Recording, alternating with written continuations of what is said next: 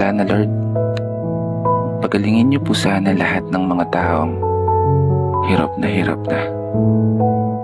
Mga taong pilit itinataguyod yung buhay, alang-alang sa mga pamilya nila. Mga taong gusto pang masilahin ang ganda ng mundo at maging masaya pa sa loob nito.